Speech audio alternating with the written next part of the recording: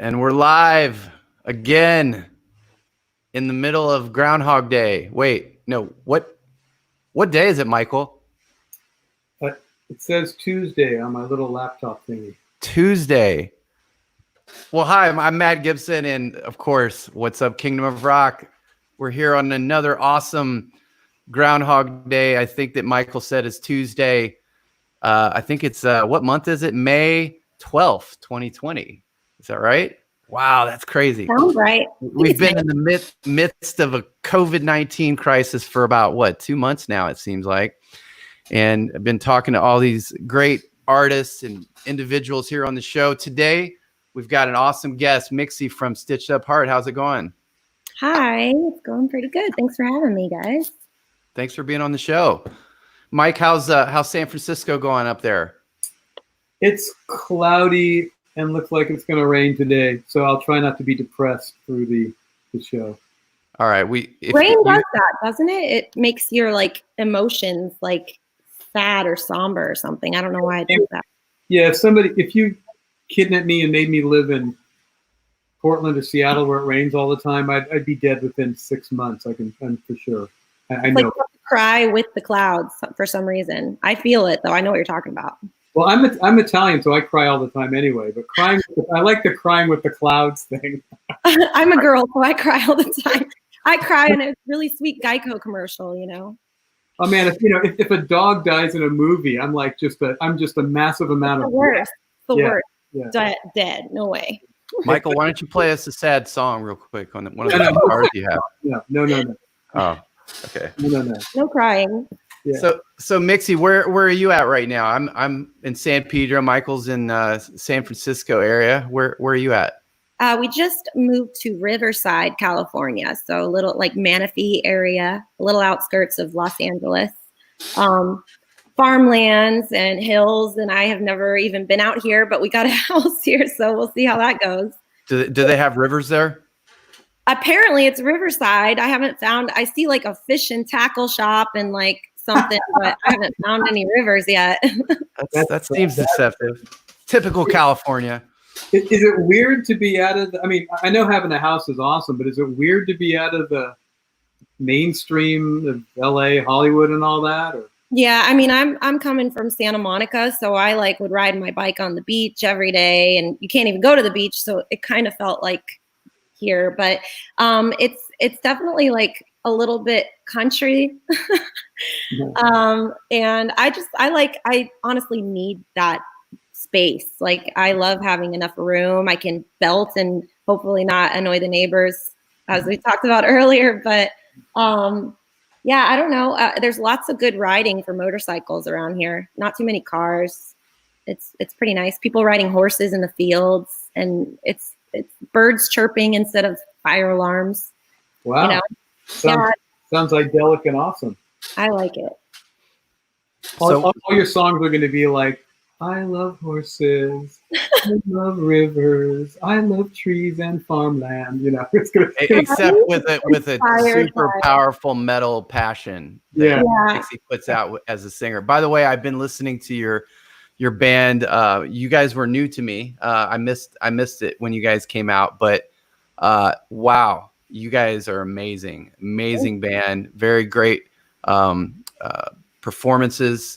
I love the unicorn, the blow up unicorn. Is that part of your regular show? No, what was the story of that? I didn't want it to turn into a gimmicky kind of thing, but if there was a summer where I wanted to do something for the headlining tour and something different, I usually just crowd surf like a normal person, but I was let's up it a little bit and go out on a pool float. So I used a pizza float for a little bit, and then those popped eventually. And then Merritt, our guitar player, went to Walmart and he found me this giant inflatable Pegasus. Oh, it's a Pegasus, yeah. Yeah, wings and everything. Yeah. And the first time we tried to do it, I put it on the crowd's hands and they'd used it as a beach ball. And I'm no, give it back. I'm gonna get on top of that thing. My mom was at that show in Indiana actually, so it was kind of interesting. But yeah, I haven't done that in a while, just because the last time I did it, it popped on people's hands. Oh, on the range, I didn't get hurt or anything. It was just really embarrassing. So I guess I'm a little gun shy, but I'm definitely going to do it again because there's nothing, no better feeling than crowd surfing on an inflatable Pegasus, like, at a concert venue or a festival or something. It's rad. I didn't even know that was a thing. I think you can own the crowd surfing on inflatable Pegasus forevermore. It's just going to be your thing. Yeah, that's a rock history moment there. Oh, it's super fun, but it's definitely dangerous. I mean, when they popped, like it must have been either somebody's nail or somebody brought like a knife. I don't know, but I got on top of it. You have to like crawl on top of the barricade and then get onto like hopefully the crew guys can help you up on top while they hold the Pegasus. Then once you get up there, you're pretty much free sailing, and it just kind of moves along. But then like it just pops. And you fall into everybody's hands. Like it doesn't deflate slowly. It just,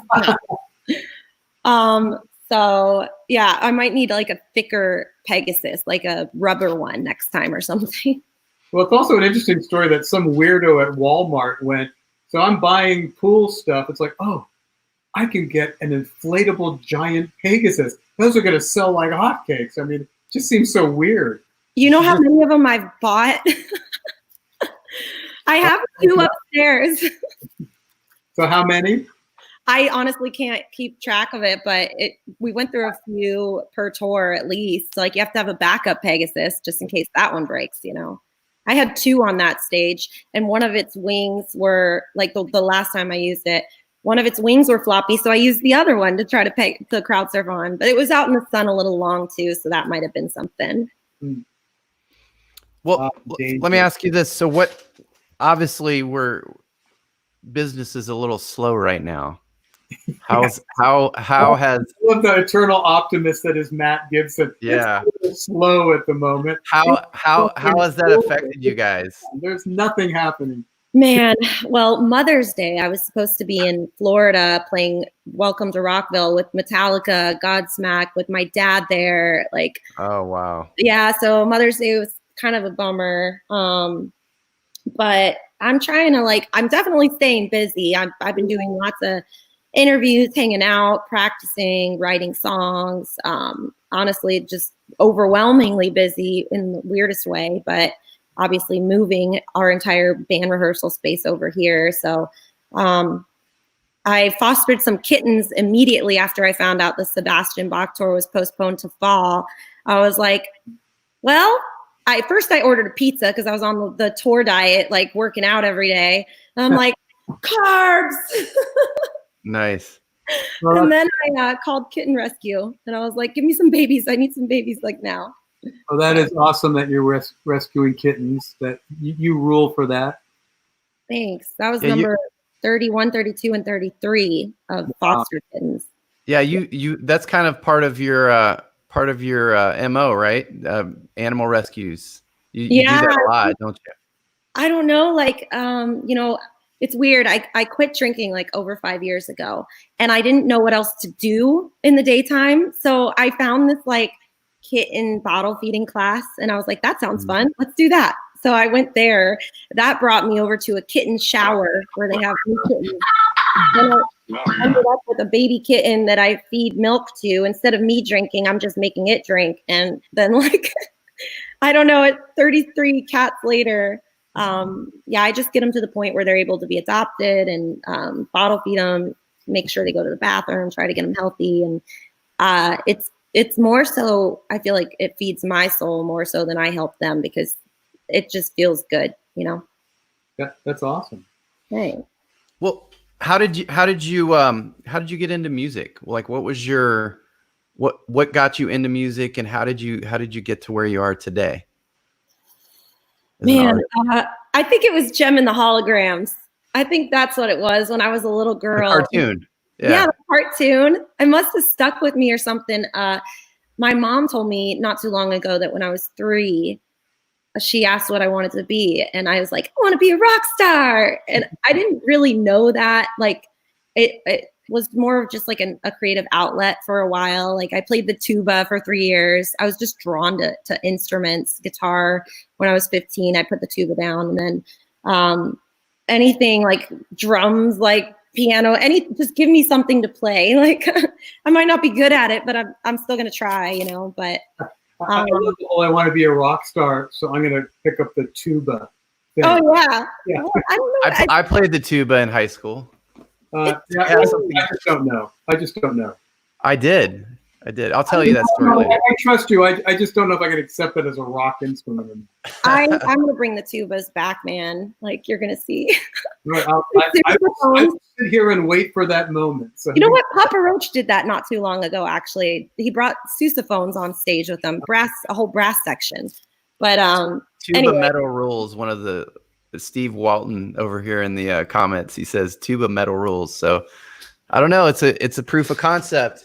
Steve Walton's full of shit.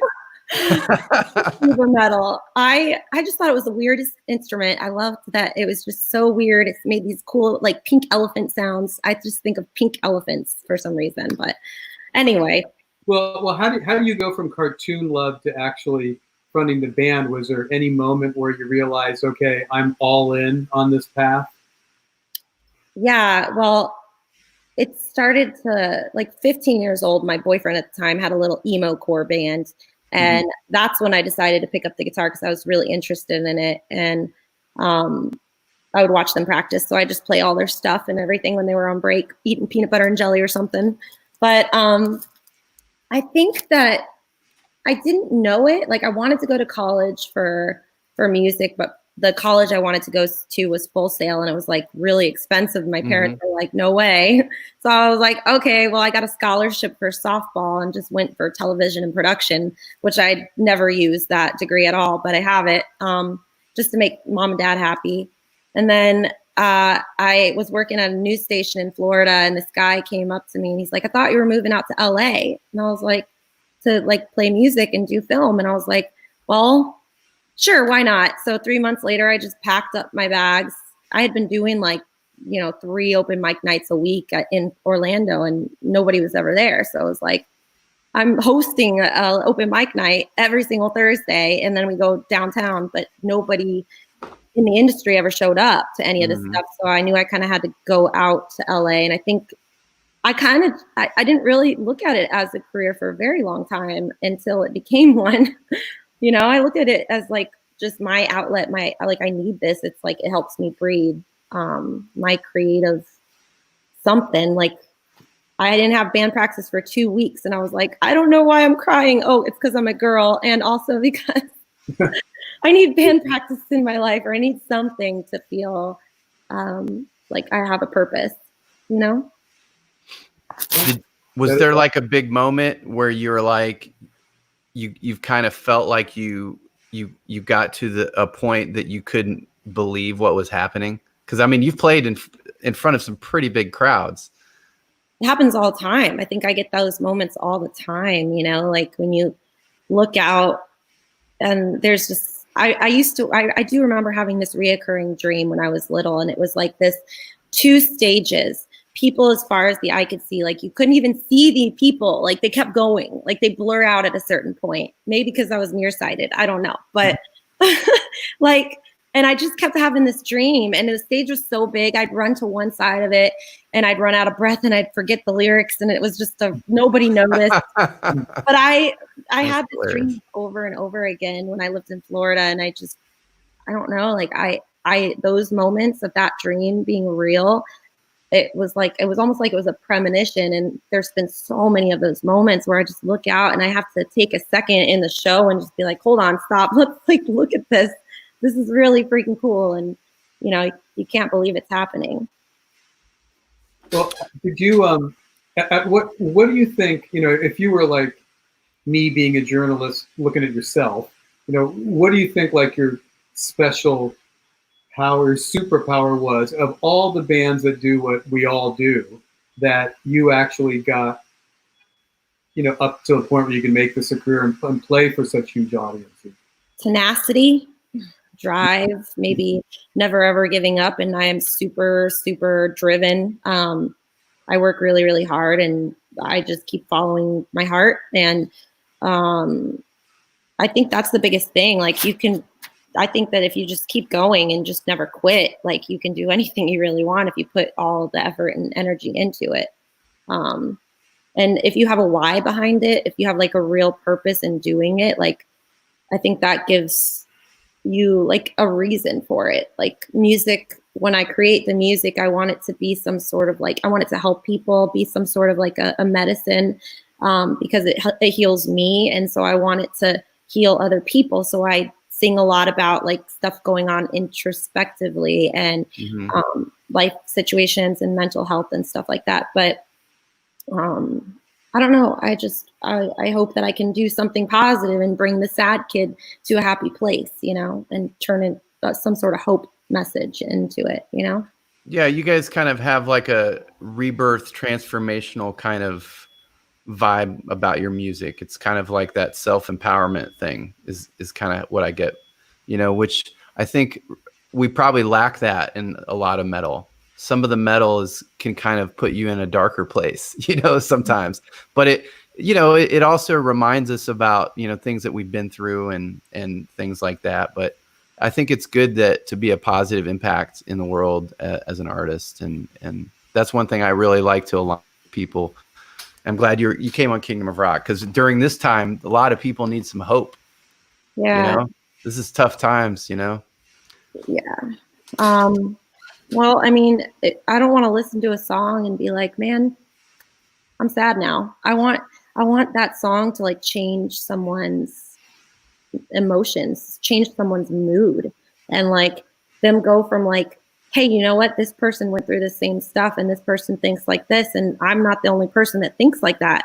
So a lot of us don't really talk about all the stuff, the insecurities and the not good enoughs and, you know, all that stuff. We don't really talk about it because we try to pretend like it doesn't exist. But letting people know, hey, listen, I think this stuff too, and I'm anxious and I'm nervous and like I have all these fears, and I still do it anyway. And from going through those dark times, you go through what you grow through what you go through, so you like learn from it and you get stronger from it, you know? Yeah. And go ahead, Mike. Well, I mean, I think that is super powerful. I mean, I even remember back in the day, I mean, I'm a million years old, but I remember as a little kid, I had this fear that I was going to die. Like I was afraid to go to sleep. And I'm talking about maybe being 11 or 12. And I read this Eddie Rickenbacker biography. He was a World War I fighter ace, and I was really into that. And, you know, back in my day, you didn't have the internet. And I read this paragraph when he was growing up. He had the same thing. He had this fear of dying and what he did to get around it. And I just remember that, you know, not just for me, but for everybody, to be able to link to someone and go, oh, I'm not the weirdo out here having this thing that nobody else has, and I have to deal with it all by myself, you know. And that's what I think is awesome about rock, is the communal aspect of getting everyone together. And as you said, having songs that can reach out and make people feel like they're not alone, or, you know, it's not just stuff to shake your butt. You know, this is important shit that we put out there in the world, you know. And I tried to write shake your butt songs. It's not authentic enough for me for some reason. Well, the other thing too is like if somebody can have as much confidence as you project as a vocalist and talk about going through those things to younger people, especially, that can give them courage to kind of realize that, hey, they can make it through this and they can still transform their lives. And that's a good thing. Well, hey, we have somebody here in the waiting room that we're going to bring on. He's kind of a surprise guest. Who could it be? I don't know. Let's see.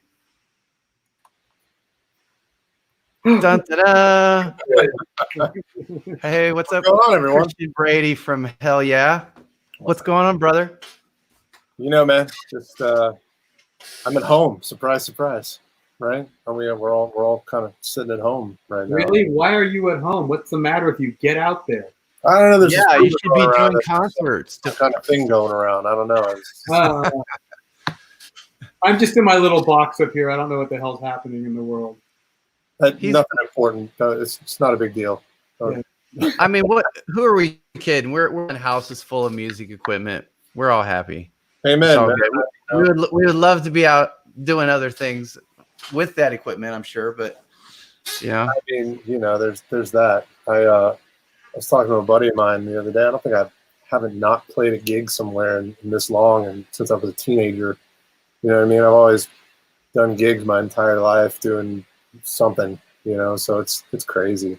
I'm sure Mixi, you can relate to that. Like, just not being able to go out and do what we do is crazy, right? It's this thing that's just not getting fulfilled, you know what I mean? And it's on both ends. It's on the end of the people that come to the shows and us, and the energy that we get back and forth from each other. It's just, I know tons of people that are dying to go out and see a show, you know, but they're just, it's going to be a minute, I think, unfortunately. Well, this thing goes on and on too. You know, it's starting to extend beyond our wildest nightmares, I guess. But you know, I think that when Matt and I first had the show, it was kind of like, oh, you know, I can write songs, or, you know, we can share tracks over email and blah blah blah, and that's it, man. If I got that, it's groovy. But here we are, a couple of months in, probably looking at having this be the situation for the rest of the year. Do you think at some point we're going to fray a little bit and go, you know what, I'm sick of writing songs, I'm sick of collaborating with email, or do you think this is going to be enough to keep us going? I think it's going to have to be enough to keep us going. Unfortunately, man, it's I don't see any. It's funny. I just did a podcast yesterday for Rockfest in Wisconsin, which we were slated to play, and it's actually still on the schedule right now for the end of July. And you know, they're optimistic still about it. And as much as I want to go do it. I'd love it. It was going to be a fly date for us. We were going to go play the festival, and we've played it many times. I don't know, man. I don't know if it's going to happen, you know, and I think there's probably a lot of things at play to do with that. I think first off, I think promoters are going to be terrified to book shows right now because they don't know what the turnout's going to be like, which in turn is going to not allow the bands to really probably make the money they need to go out and actually do the show, because there's a lot of cost involved with going out and doing these shows. And I think people are going to be a little hesitant at first to go out and be around a lot of people, you know, and as much as they do want to go see shows, I know people are missing it. I know there's that other voice that's going, I don't know if I want to be around 10,000 other people right now, or 5,000 other people right now, or even 200 people right now. You know, there's a lot to this thing, man. And unfortunately, we're probably the hardest hit, because things will start opening back up and you can control the amount of people that go into a store or go into a hair salon or go into a restaurant or whatever. But concerts are concerts, man. You know, there's no way you're going to get people to stand 6 feet apart from each other to watch the show. Yeah, I specifically, I read an article that says that they're not going to let mosh pits, like things like moshing, and like they're going to open up venues, but they already are putting restrictions on like activities in the show. Like it's crazy. Yeah, good luck on that with the metal show. Yeah, I know. I think we're on that Rockfest lineup, as well as Rock USA. Incarceration canceled. It was like a whole bunch of them in July that was supposed to happen, and I still see a couple of them on the list, and I'm like, I don't know what's going to happen. Like, but yeah, I think you can't get 10,000 drive-in cars, can you? Like, that would be amazing. They're like old school, and they have little stations you pull up to with the speaker that you put on your window. right? You your car, and you're like, You know what you should do? Like, land is really cheap in Texas. It used to be anyway. And you could just go out in the middle of the desert, just buy up like 100,000 acres of land and get a bunch of musicians together and investors and buy a bunch of land, and then just put a stage out in the middle of nowhere and make your own like social distancing fest and make it so that there's, bro. What? No, It's like Shiley Acres, man. That's what old man Shiley did in West Virginia, bro. We go out and play that like every other year or something. He has a farm, and he has thousands of acres of land, and he's been throwing concerts since the 70s. And he's just an old farmer guy. He's just a sweetheart, you know. And he does that, But I don't. He's probably not doing anything like that either. I love the guerrilla stuff that Josh Homme did, when he was with Caius and then Queens of the Stone Age, where they just went out to the desert with a generator and a PA system, had a guerrilla concert. Just no one owned anything. They just went where there was space and just said, here, go to, mile marker 17 off whatever. Yeah, like a pop-up concert. We used to do those back in the day out here in Vegas in the desert. We used to throw desert concerts with generators and just go set up in the desert somewhere and play shows. It was awesome. Well, maybe those are going to come back. Maybe some guerrilla type stuff until the drones fly overhead and tell everybody to disperse. I'm like this close to building a stage in my backyard, like this close. Yeah, that would be awesome. Or if you can find those rivers that are around you, Mitzi, you can have a barge and play throughout the riverside. We can play for the goats and the horses. Yeah. I actually know somebody out here that he's a guitar player. They just do local stuff in Vegas, and his wife's a singer entertainer in one of the shows here, and they actually got like a flatbed truck and put a little setup together, and they were driving around like doing a little live show for anybody that wanted to watch because they were just losing their minds not performing. I'm like, all right, that's pretty cool. I love that. Yeah, that would be a cool video is get like 2 or 3 bands together and do like a parade, like floats, right? And just seriously, I'm serious. I'm thinking of like how to do this. What could I do to bring people together here? You guys could make these floats and then like drive through Vegas, and you could make like a music video out of it or something and do like with another band and just have it kind of like maybe write a song together or something. Or dude, it could be like a mobile version of We Are the World. Yeah, mobile We Are the World, except metal. Yeah, that would be We Are the World. One of the things that hopefully the brain trust we can all solve or get to solving is, I giggle a lot at how creative musicians have been to be able to do stuff like the drive-in concerts, putting stuff on a truck, doing a desert concert or whatever. All that stuff's awesome, but at some point we're going to have to figure out how to replace our livelihoods, and not so much be creative just to get out there, but how do I get creative so my soul is buoyed by what I was born to do, but also I need to pay the rent. Right, exactly. Keep putting food on my table. Yeah, and that's been the tough one. There's been a lot of creativity about how to play and how to collaborate, less creativity about how we can make money during this time. I think that'll start happening out of necessity. I think a lot of people right now have been doing things out of the need to do things and to keep people's minds off of the situation and all of that. And I know some guys that are doing like charity stuff, things like that. But eventually, which is great, that's all amazing. But eventually, they're gonna have to start doing stuff just to actually make some money. Mm-hmm. And I think. But then again, you have this whole other issue where the whole world's been shut down basically in this quarantine. So not a lot of people have money to spend right now on anything but feeding their families. So it's kind of that catch-22, like what do you do? Like, yeah, I need to make some money. Well, I'm an entertainer. This is what we do, but do people have money to spend on entertainment right now? I don't know. I don't really know.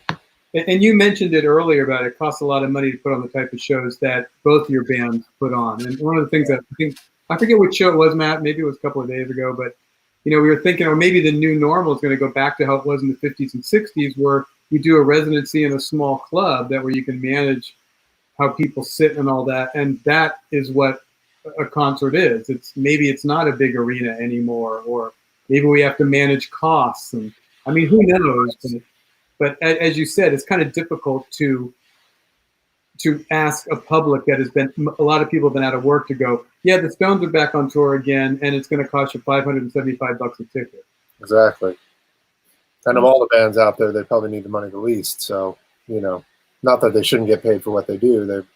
They've earned that respect and right, of course. But, there's a lot of different ways that musicians I know are making money just by using their craft, by like doing Skype guitar lessons, or Twitch has been pretty active if you like video games. Like I'm doing World of Warcraft over there, and you can get subscribers and you can get income, like Skype or Zoom or any of that kind of stuff, or Patreon. Yeah. Yeah, that all helps out, and it all adds up, and you can do little merch things. Like I'm mailing out a bunch of merch that we were going to use that we had left over from the last tour. And there's always ways to get creative with it. Our guitar player's been busy with guitar lessons all the time. Like he's never done so many guitar lessons because people are also home, bored, and they want to connect, and it's kind of fun for them. He's actually doing a guitar lesson right now. That's who walked earlier, but Merritt, right? Yeah, Merritt. There's a guy that lives about 20 minutes down the street that came over for a guitar lesson. But stuff like that. In-person guitar lesson. Yeah, he only has 2 in-person people. But the rest of them are all like Skype and stuff. Yeah, I mean, I think you're going to see a lot of that happening. Mm-hmm. Plus, those kind of things. What we were talking about the other day is, because you're going to have a lot of businesses going out of business, there's going to be a lot of real estate available on the market. And, once the money starts coming back, people are going to start buying those things. I'm almost wondering if it would make sense for musicians to start, trying to build coalitions. We did have Amy Lou say if the parade thing happens, she wants to go to Vegas and see it. So just a thought. Yeah. Well, we got one attendee. Yeah, exactly. Well, buying musicians buying clubs, and like maybe a bunch of bands coming together to kind of put something together. I don't know, but it does take investors and people to like do that kind of stuff. For most bands. I think everybody bands together because in the punk era we had no investors. We had to build our own communities, whether it was music, art, poetry. That was all that was all DIY stuff, and it didn't make the kind of money that the Rolling Stones are making. But you can do it if you have the will, and as Mixi said earlier, and the tenacity to make it happen. Which we all know in this business takes a lot of to begin with, right? So especially these days, you got to tour your butt off to get out there and make a living at it as it is. So. Oh, by the way, Mixi, Darren Carey just bought a bass. So if your bass player wants to give a Skype lesson to Darren, I think we got a client for him. Oh, awesome! Well, yeah, he literally just bought a bass guitar like a week ago.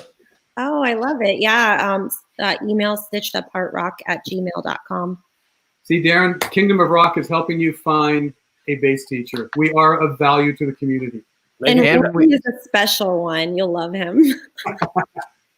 Also, Brian Mueller said Mixi is very inspirational when times are tough. She's helped me a lot and is open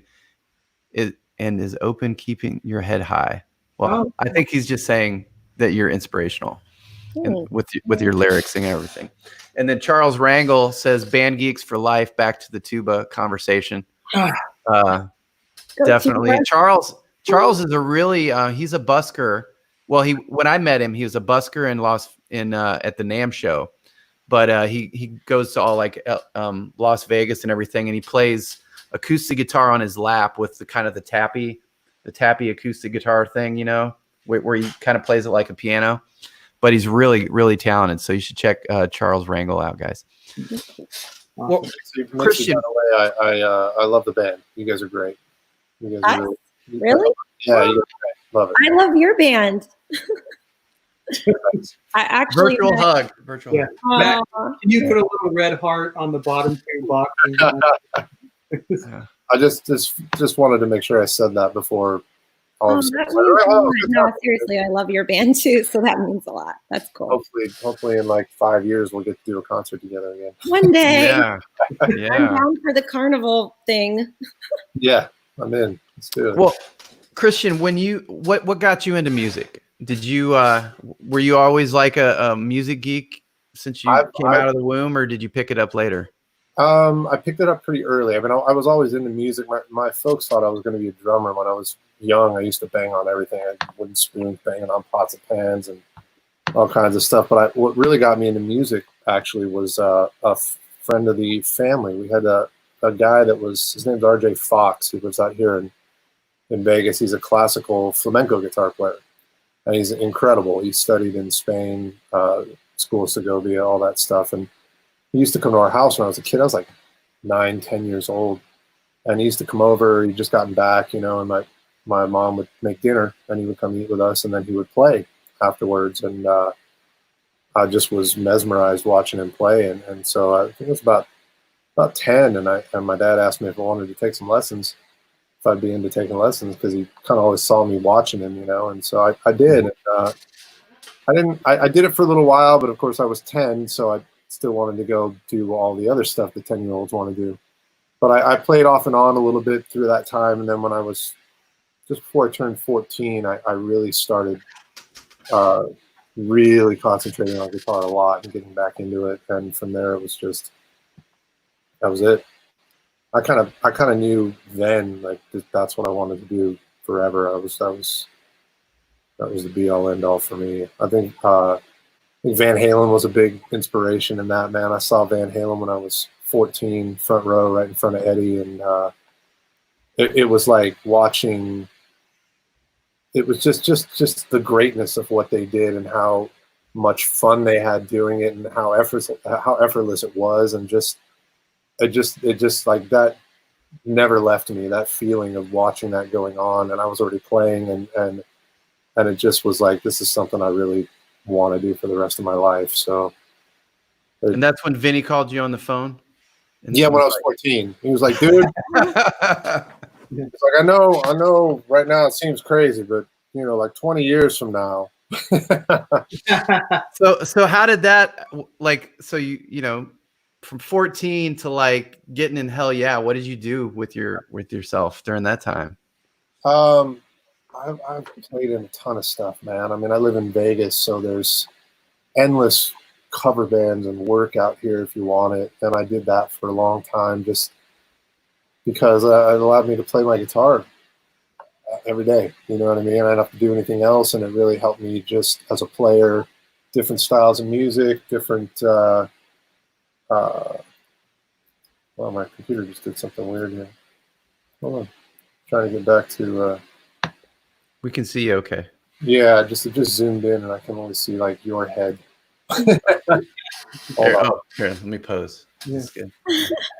Dude, I put gel in my hair and it's drying all weird right now. It looks very smooth, by the It's way. very beautiful. Majestic. Anyway, so you know, I did a lot of that over the years. I've worked. I've had original bands through all that time. Tons of different original bands and all that stuff. And I played with an artist named Frankie Perez for a long time. I don't know if you guys know Frankie. He sang with Apocalyptica on a record and did a tour. And he's in that band, Deadland Ritual, right now with Steve Stevens and Geezer Butler, and they're great. And we still play together whenever I'm off the road with Hell Yeah. But you know, I ended up meeting Vinny through a mutual friend of ours. And we talked a little bit, and that's when I was playing with Frankie. We had a band we were playing. We were doing a residency every Sunday at the Palms, doing original music and covers. And he asked me what else I was doing, and I told him, and he's like, "Oh, cool, man! It sounds good. I'll come out and check it out." And you know, I'm like, "Yeah, whatever," you know. And yeah, sure as shit, man. Sunday night, they all rolled in. It was about 8 of them. They all rolled in and watched the show. And I swear, after that night, if they were in town, he was there every week. And we just became friends. And I mean, literally, he was one of my best friends, man. We hung out all the time and just got to know each other really well. And then, you know, when they started doing Blood for Blood here in town, they just parted ways with Greg and Bob Zillow. And it's funny, it wasn't even like a thing that was on my radar. I wasn't like, oh man, Greg just left. Oh man, I got to try to get this gig. Like I was just, right. Vinny was just my bro. Like we just hung all the time, you know, and I got to know Tom. Tom started coming out with Vinny to see me play with Frankie when they were doing the record here. And I guess I didn't even know it at the time, but I guess that was my audition. You know, there was no auditions ever. One day my phone rang, and it was actually Tom that called me. And that was it. You know, I just started it was kind of a trial thing. Let's see how it works. And it worked. So it's crazy. I know two people from from the Hell Yeah. I know you, and then Patrick King's been on the show, and Vinny's drum tech, and the same story of how he got involved with Vinny is like, yeah, we were just like hanging out and talking.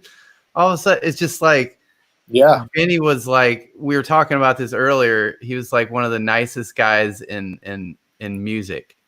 Like, Yeah, he 100%, man. 100%. Like I met him one time, and I was just like, dude, that guy is the nicest rock star I've ever met in my entire life. He's such a sweet guy. He took the time for everybody. He always did. That's just how he was, man. He always signed the autograph, always took the picture, always had the conversation. It was whether he was tired or wanted to do it, it didn't matter, because he knew how important it was to that person at the time. You know what I mean? And I think that's something that we all, like, I know I always watched him for that and how he took care of people, and that was always very important to me. You know, I know when you meet somebody that you've watched or looked up to for years and they're not cool, that it really kind of breaks your heart. You know what I mean? So, like, you know, anytime anybody ever wants to chat or say hello or anything, I'm always down for it too, because I just, you know, I learned from the best about doing that, and he was always very gracious to everybody, and I think it's really important to keep in mind, you know. I remember meeting him a couple times, and every single, like, my first memory of him, you know, the venue Count Vance. Oh yeah, you know, very well. We were playing a show there with like a storm, and it was, oh yeah, I know those guys. Yeah, I love those guys. And he was like in the center, sitting at one of the tables. The spotlight's like glaring down on him, and I'm like playing on stage, and I'm like, "Oh shit, Vinny's here! Don't fuck up!" And I just remember like seeing him and be like, "All right, I gotta put on the best show I possibly can." And then afterwards, I came up to like talk to him for a little bit, and he's like, "Yeah, I bought one of your CDs." I'm like, "You don't buy CDs from us!" And I like yelled at our merch girl, "What are you doing?" And he gave him like $20 for a CD, and it was like the old EP that we put out on our own. I'm like, "Can you wait until the new one's out? Like, I'll give you that one. Don't listen to this other one, please." Yeah, but no, yeah, that's how he was though. He would always buy the CD or buy the whatever, you know what I mean? Like he always wanted to support. He was always at shows. He and I can't tell you how many shows we hung out and saw at Vamp together. Like I'm there. I've played there so many times. I love that. I love that club. You know, Danny and Corey are great people. Danny's a really good friend of mine, actually. He did my bike. He did my my motorcycle. I don't know if you guys have seen it, but we did a YouTube segment for his Count Customs YouTube page, and yeah, he did a bunch of work on my bike, and it came out sick, man. Guys, they're great. You got to ride that in the parade, bro. I'm in. I'll ride that thing anytime, man. Except for today, because there's like 30-mile-an-hour winds going on, but you know. Yeah. But yeah, it's cool. That club's great. Vamp is awesome. Great people there. It seemed like we were always there watching something. I remember we were there watching. You guys know the band Last in Line?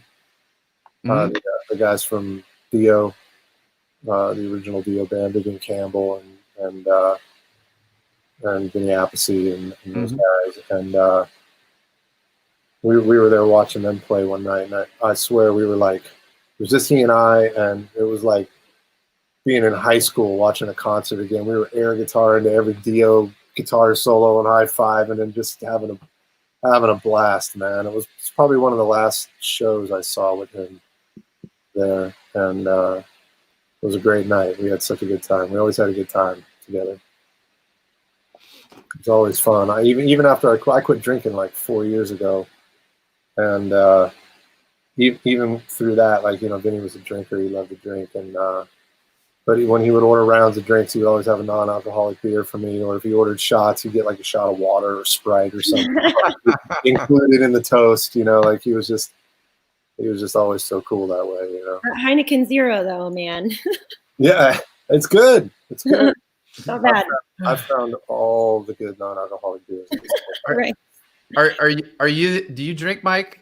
I think I quit drinking when I left the military because I actually they told me that I drank my life limit of alcohol, so I had to quit. I drink several people's life limits of alcohol.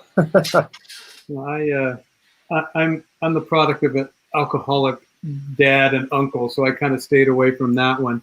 I don't know why I didn't figure out until my late 20s that drugs and alcohol are the same. Somehow I thought if I was not going to be like my dad. Of course. But that was ridiculous. But no, I've been off everything probably since I was 20, 29. You know, I think it's you know, I would never judge anybody, but I just think being clear, you know, is good for me at least. And I watched my dad make a fool of himself too many times. And you know, if you come from an alcoholic family, you don't want to be that guy or that girl. You know, you just want to be not that guy or that girl. Well, you can rock better with a clear mind anyway. So yeah, whatever. You know, I'm not judging anybody. It's just not for me.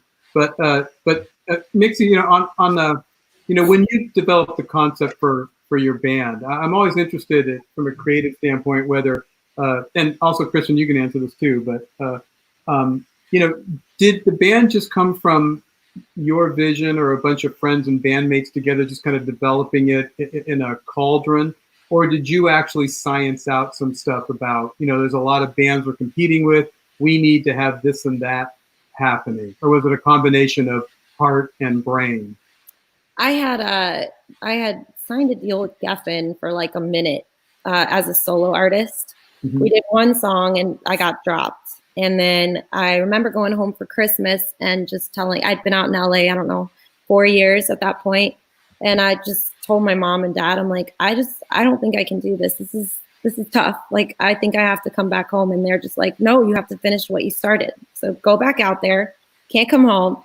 Finish it. And so I was like, all right. And our original bass player, who I'm still friends with, I was talking to him. We were having sushi. And I'm like, I kind of want to put, like, if I was going to put a new band together, because I didn't want to do the solo thing. I never really liked it. It's like, I've always had a band.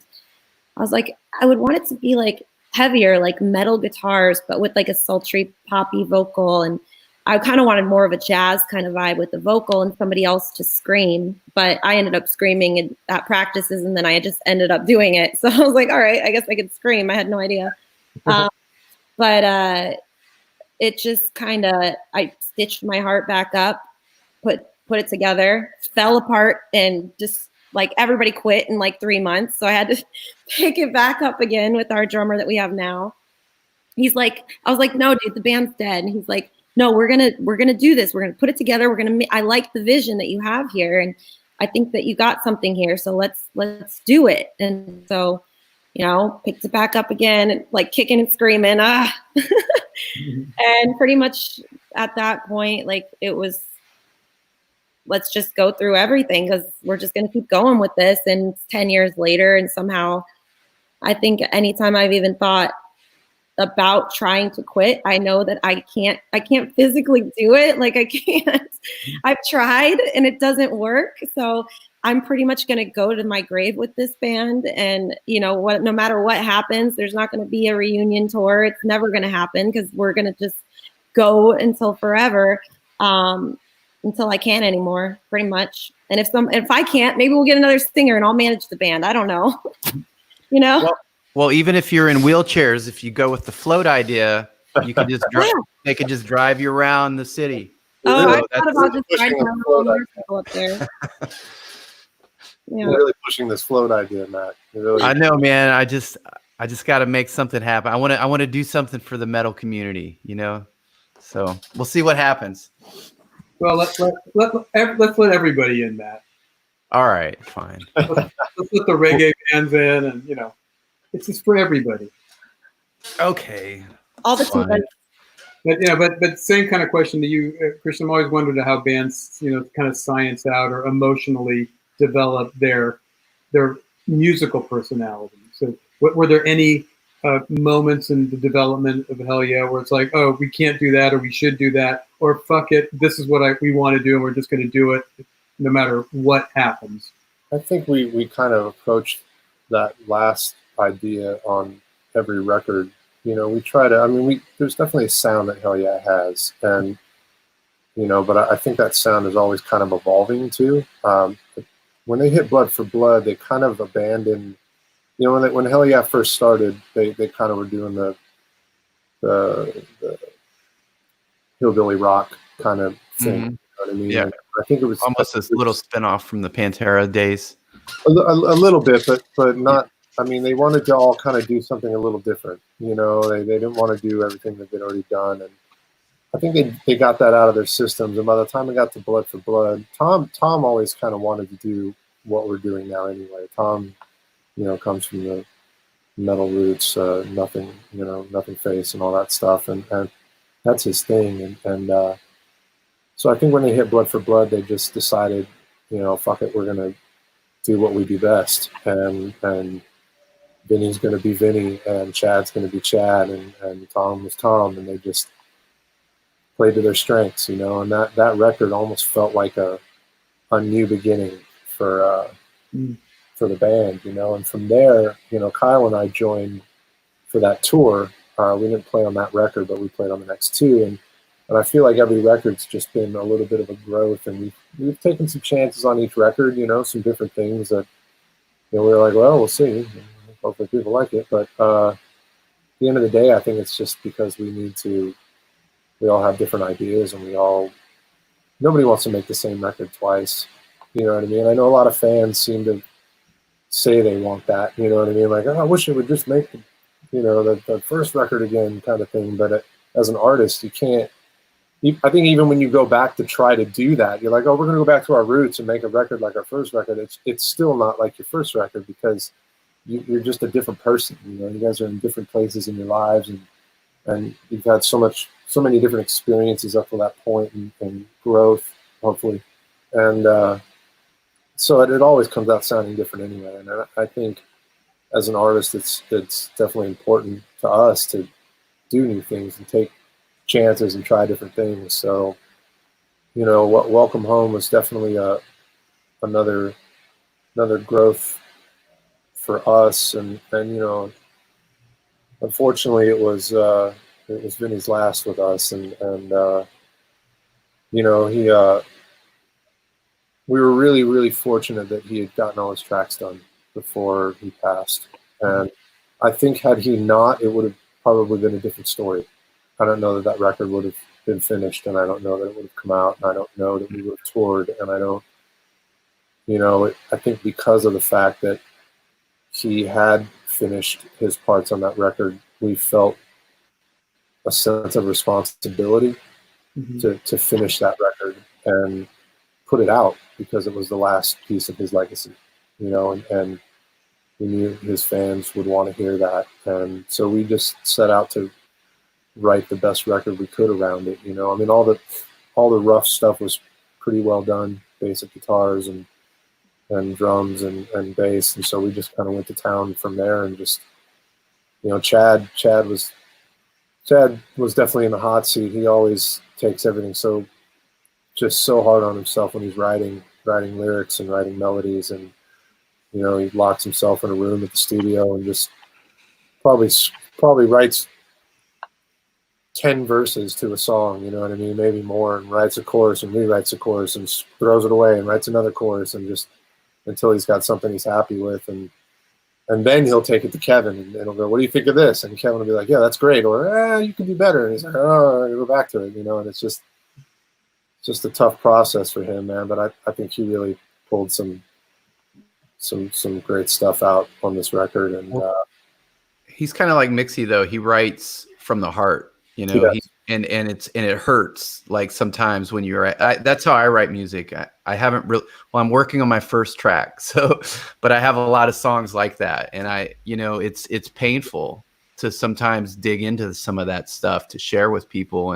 But people want honesty, man. I think I mean, I've always kind of written from that place too, man. I think it's just, you know, people want to relate to something, and you know, there's also an art to it of learning how to write something that's so personal to you, but also be able to write it so that somebody else can relate to it with something they've gone through. So you leave it vague enough for somebody to interpret it to their own life, and yet you're putting yourself out there and putting your life experiences out there as well. And it's hard. I know it takes a lot out of Chad when he writes an album, and it takes a lot out of all of us. I mean, we're all really passionate about what we do, and so we want it to be great. It's important to us to put out the best thing we can possibly put out. And it was especially that way on this record because we knew that it was important to do it the best we could for Vinny. Sorry. Mixi, when you write, I mean, I know there's a lot of ways to write songs, but do you prefer to have the whole song kind of burst forth in your head, like Zeus dropped it in there, or do you like to sit there like Chad does and just constantly refine and refine and refine? What's your favorite process? I think that the best quality and authenticity and honesty probably comes out for me, like in the studio when we all get down, put it right there, right then. Like we've written so many songs as like jamming out or whatever, but for some reason when we're in the studio, we can dissect each portion of it. And while they're looping something, I kind of come up with a melody over something. And maybe a subject matter for the chorus that I already went in thinking I was going to sing about, and just kind of vibing it. And then I can take something that I come up with and show it to like them or the producer or something and be like, what do you think about this? And then they can make it even better. Say, maybe if you hit this note over here, or if you added this syllable or something, that might change it, or this word, and it turns into like kind of like a whole group effort. But ultimately it starts from my little skeleton over whatever they're making music wise and whatever it feels like to me. Where do you kind of stand on, did you mention producer? Sometimes you show an idea to a producer, it's very heartfelt, and the producer might go, I don't know, I think we need to do this or that. Do you typically let whether it's a producer or another collaborator, do you typically let them take your idea where they want to go and then decide whether it works, or do you get very possessive of it immediately and go, no, that's not what I was trying to do. Don't take it away from what I wanted to have happen. Oh man, I'm so good at not being possessive over songs anymore.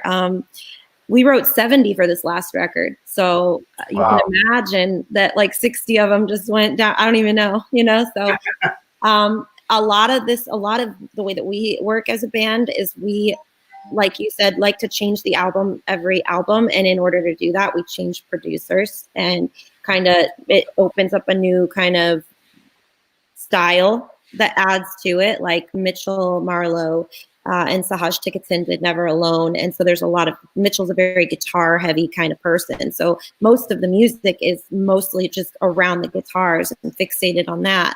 With Matt Good, with the Darkness album, he's very much into like electronic music. And I wanted to bring some electronics into this next record.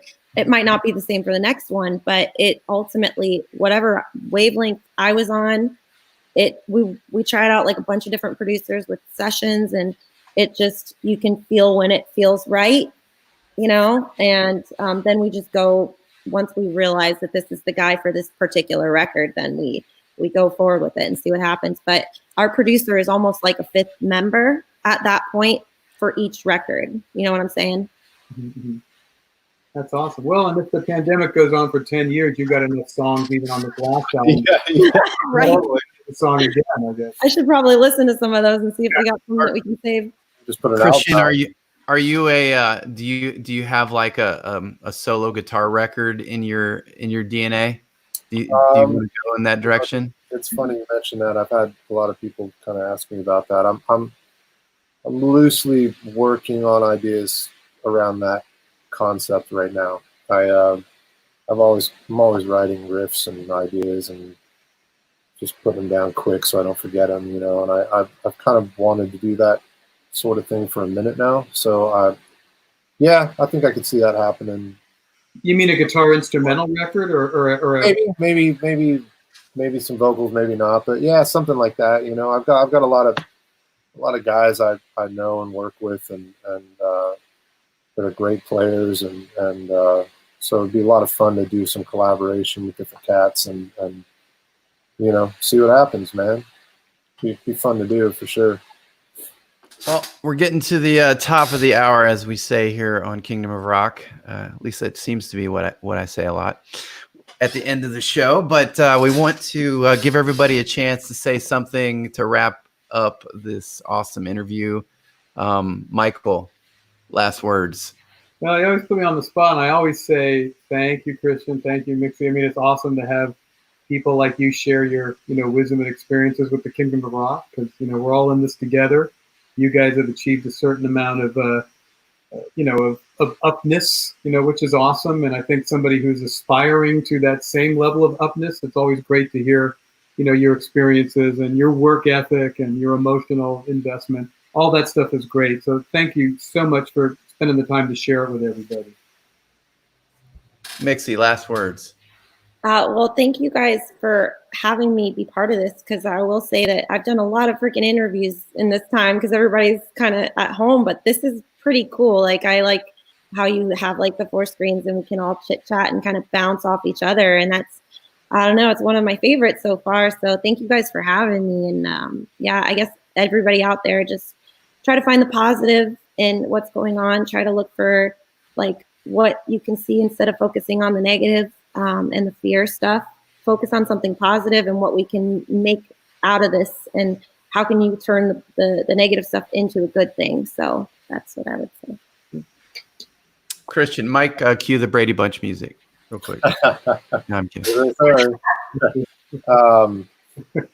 I just thanks for having me on, man. It was kind of impromptu, and I know we were talking about doing another day, and it just turned out to be a really fun interview. I'm glad that I got to meet you, Mixi, and Michael, and you know, the chat was great. And you know, I think that as far as what's going on in the world right now, I think there's still a lot of light and positivity out there, and the fact that because everybody's home and looking to be entertained and looking for things to take their minds off, I think people are actually gravitating back to music, to arts, and they're paying more attention instead of it being kind of a background soundtrack to their lives, because everybody gets so busy and caught up in what they're doing that I think it doesn't necessarily, it's not as much of a focus as it has been in, you know, past years. And I think right now people are really paying attention to artists and what they're doing, and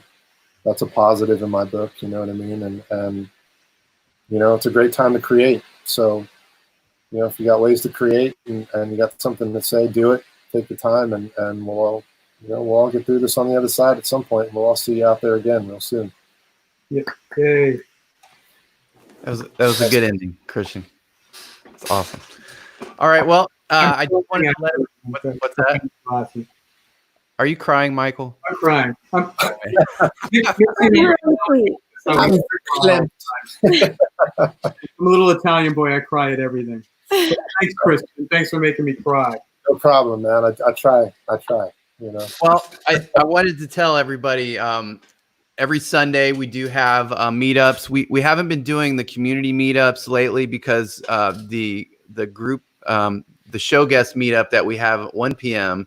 has been lasting for 2 hours, and so we've been starting late, and people have kind of like, it's kind of dropped off a little bit. Well, we're going to start doing the meetups starting at 3 p.m. on Sundays for the community. So if you want to be a part of that, join the Kingdom of Rock Backstage Pass community, and we'll drop a link in there this Sunday. We are definitely going to have one. And of course, you guys are invited to the guest meetup at 1 o'clock on Sundays. We get all the show guests together, and we all talk about music, and it's kind of cool, man. People have been collaborating, and we had people like doing business deals, and it was cool, man. So hopefully you guys can make that. But thank you so much for being on Kingdom of Rock, Christian, Mixi. Love you guys. Love your music. You guys are awesome. And Kingdom of Rock out. Thanks a lot, Matt.